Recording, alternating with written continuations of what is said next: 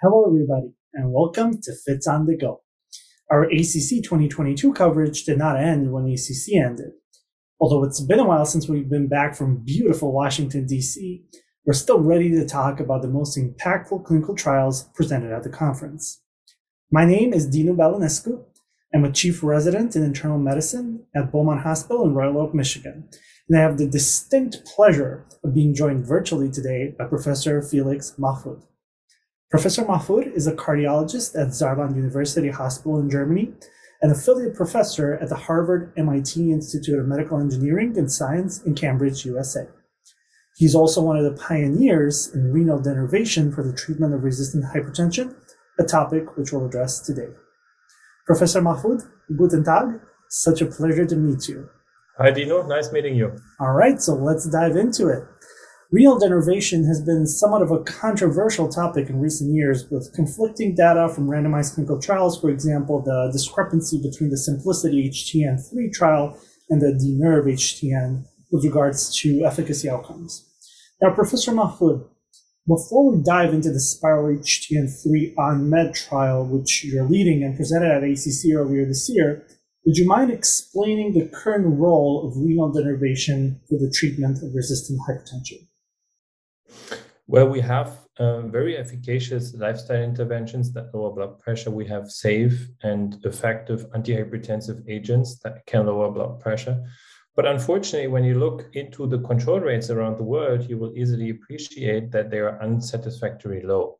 So by all means, we do need new approaches to tackle the global burden, the pandemic of hypertension. And renal denervation is one of the device-based treatment options that is under clinical investigation. And I guess it is the one that acquired most of the evidence in the meantime as compared to all other devices that are available. So it is a promising adjunctive alternative to lower blood pressure in patients with uncontrolled hypertension. Thank you for that. Now, where does the SPYRAL HTN project come in to complement the Simplicity and the DENERVE HTN trials?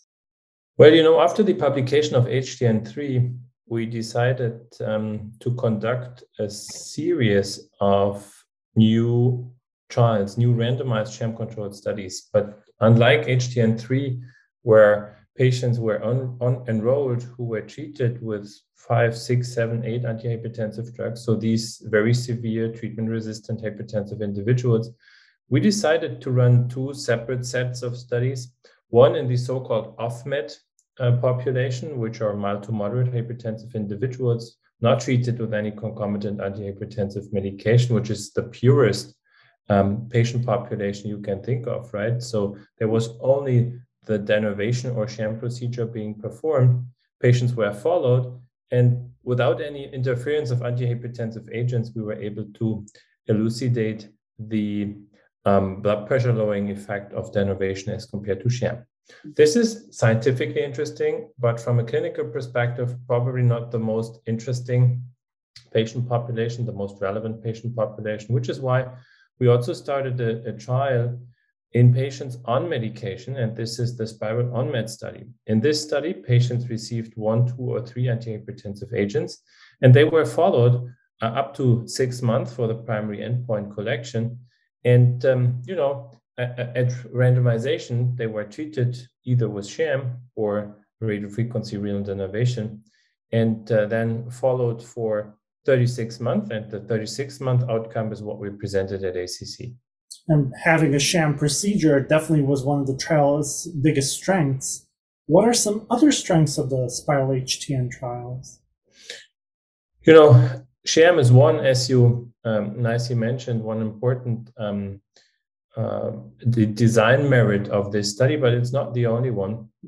I think probably more important is the rigorous assessment of blood pressure. We not only collected office, but also 24-hour ambulatory blood pressure with the direct observed therapy. So patients went into the hospital, the blood pressure measurement cuff was placed, and under observation of a study nurse, the patients took their antihypertensive medication, which is what we call directly observed therapy, and another important design merit of this study. And thirdly, we used toxicological analysis of urine and plasma to measure whether the patients really took the prescribed antihypertensive medication. And this is probably the most important one, because then you can assess and address also confounding factors such as variation and variability in pharmacological therapy, which unfortunately very often happen even in these very carefully and controlled, very, very rigorously controlled clinical studies.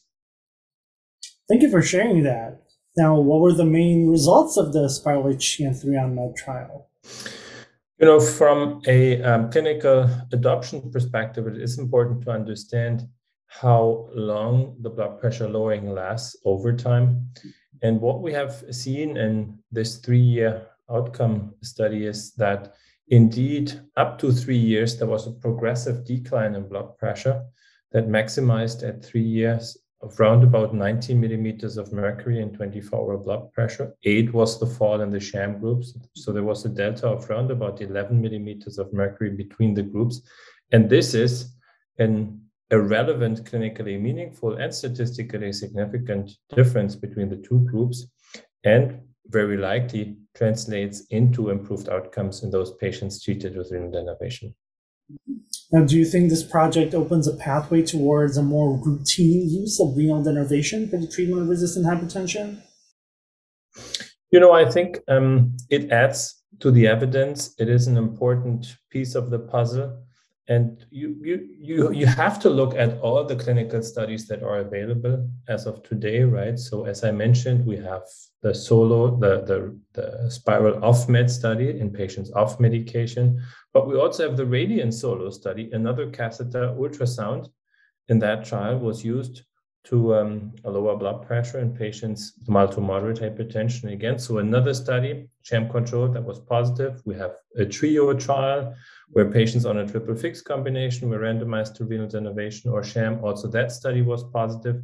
We have the SPYRAL on-med study that I just mentioned that we discussed here, with 3-year outcome data indicating that denervation had a progressive decline in blood pressure over time. And importantly, across all studies, we appreciate the safety profile, the favorable safety profile of this intervention.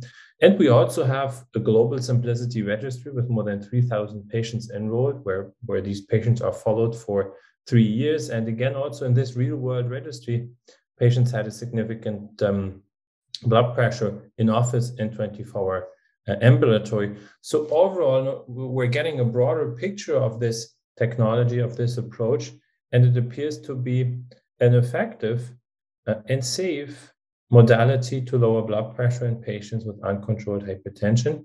But you know what is important from a clinical perspective, I guess, that we have to understand that denervation, renal denervation, will not replace antihypertensive drugs and will not replace lifestyle modification, but represents an adjunct therapy, and in combination with drugs and lifestyle modification may be beneficial for patients with high blood pressure to get them to target.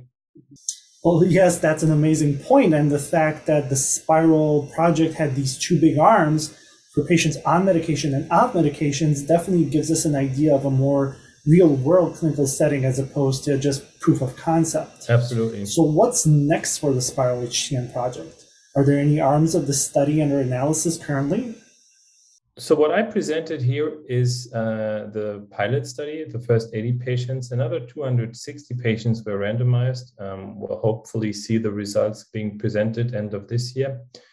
And we have in continued access project ongoing in the US and Europe, which is called AFFIRM. So another study where we will include more in a real world scenario patients with uncontrolled blood pressure on multiple medication. We'll use office, home blood pressure, ambulatory blood pressure. We'll look into subgroups, those patients with diabetes, isolated systolic hypertension, chronic kidney disease. So this is ongoing.